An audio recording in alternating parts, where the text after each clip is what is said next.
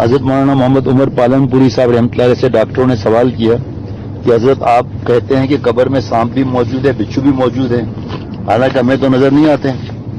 حضرت تو پھر بڑے حضرت تھے نا. حضرت نے پھر لگے ہاتھوں ڈاکٹروں کو لیا اور فرمایا تم ڈاکٹر لوگ کہتے ہو سب کی تحقیق کا آدمی کے جسم میں شوگر موجود ہے، ذرا مجھے ایک چمچہ چینی کا نکال کر دکھاؤ. تمہاری تحقیق کا آدمی کے اندر لوہا موجود ہوتا ہے، مجھے ایک کیل نکال کر دکھاؤ. تم کہتے ہو کہ آدمی کے جسم میں نمکیات ہیں، تو مجھے ایک چمچہ نمک کو لا کر نکال کر دکھاؤ. وہ سب ڈاکٹر کہنے لگے حضرت انسان کے اندر یہ سب چیزیں موجود تھیں لیکن دکھا نہیں سکتے.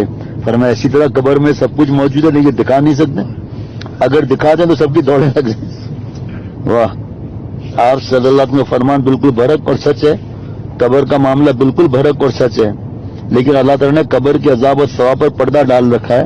کیونکہ قبر کا جہاں یہ برزخ کا جہاں ہے، اور برزخ کے معنی ہے پردہ، اور پردہ وہی ہوتا ہے جب پردے کے پیچھے کچھ ہو. اب یہاں پردے کے پیچھے کیا ہے؟ لاکھوں نمبر کا چشمہ لگا کر پردے کے پیچھے چھپے ہوئے عذاب اور ثواب کے مناظر کو دیکھ نہیں سکتے ہو.